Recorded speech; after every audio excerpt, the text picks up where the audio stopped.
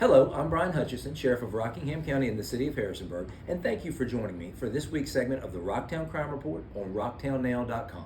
Today is Friday, August the 30th, and what we're going to do today is really pick up right where we left off last week with looking at some trends kind of broken down by age. So let's go to our first graphic here, and this is the review graphic to kind of look at what we talked about. It was a past couple of months time frame, really mid-June through mid-August of this year. During that time, we averaged about 88 arrests in number per week. And you can see what this graphic here is by the percentage. It's kind of broken down percentage by age. So they're in green at the top, 19% in that 18 to 24-year-old age group. We kind of combined the middle three there. You'll see at the bottom in yellow, the 25 to 54 was 70%. And then the 55 and over were 11%. And again, that's for the past 2 months time frame for this summer. Now, what we want to kind of see is all right, well, that percentage breakdown by age, how is that holding up? How did that hold up over the course of the past week? Well, let's go to our next graphic. And we have those numbers from the past week, August 19th to the 25th, broken down. In column one, we have the number of arrests. So you can see the total number of arrests by age, and it was 90 for the week, which is consistent with what we've had over the past couple months. We just said, 88 per week is what we've been averaging. Well, 90 for the past week, so that's pretty consistent there, which is good to see. It'd be nice to go down, but it didn't go up. And then in the next column, which is what we're really going to kind of focus on and compare, is the percentage of arrests by the age. And you can see that there in that column, and really down at the bottom, that 25 to 54 year age group, well, it was 62%, which is decreasing 8% from where we've been, because it was 70. The 18 to 24-year-old group increased by 8% to 27%. It was 19, like we just talked about over the past couple months. So that's an increase of 8. The other one went down, and basically the 55 and over pretty much stayed the same. 11% the past week. It's been 11% for the past couple months. So that's kind of an interesting take on it. Now, what we're going to do is see, well, does that continue to change? 8% is a pretty significant change within the week, where to have a week that changes the 2-month trend like that. So we're going to see throughout another week, does that stay the same? Does it continue to maybe shift from the more middle-aged 25 to 54? And does that 18 to 24-year-old continue to go up that age bracket, or does it go down or stay the same? But certainly an 8% change between those two age groups of the past week. So we're going to see what that does, or what that continues to do here over the next week. Maybe look at it for at least another week to kind of see does the back to school, does the college, does the younger age groups, anything's going on in the community. Well, hopefully they're not going to be continuing to deal with us more, be brought in here more, but so far it seems to be the case. So moving on from that, we'll get back to that next week. What we want to touch on now is our question of the week. And the question of the week is, what is the difference between a restraining order and a protective order? And that's a good question. And really, there is no difference. I think they're just two different terms that you hear people use interchangeably. You hear them really, and they are the same thing. It's just different way to say. Most commonly, I guess the legal terminology is a protective order. And so the purpose of a protective order, it's a document that the court issues to protect you and or a family member from someone who is either hurting you, or there's a threat that individual may hurt you. So trying to cause you that intimidation, or causing you fear of harm. So that's what it does, and that's where really the term restraining order probably came in, because the order itself is designed to restrict or restrain that individual from having contact with you and or your family members, or whatever's in that order. There can be exceptions to it, or it can be a complete restriction from anything and everything.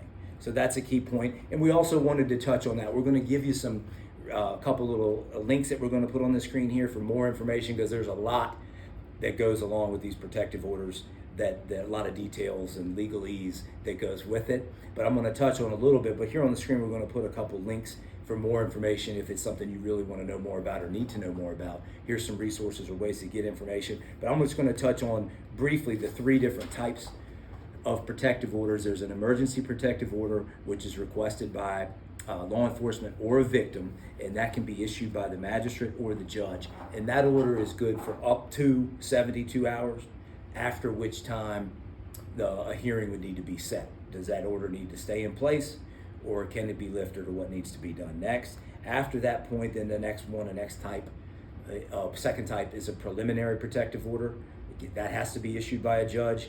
That can be good for up to 15 days. Same type of thing to restrict or restrain contact given the circumstances of the order. And right here, actually, we have a copy. I know you won't be able to see it on the camera, but here is a copy of a preliminary protective order, and it can spell out, again, what exceptions, if any, to the contact between the petitioner, which is the person asking for the protective order that needs it due to that harm or threat of harm, and the respondent would be the person who is suspected to be the one that may or may not be causing it. So preventing those two, protecting safety and preventing contact with whatever exception. So that's an actual a copy of a preliminary protective order. And then the third type is a permanent protective order.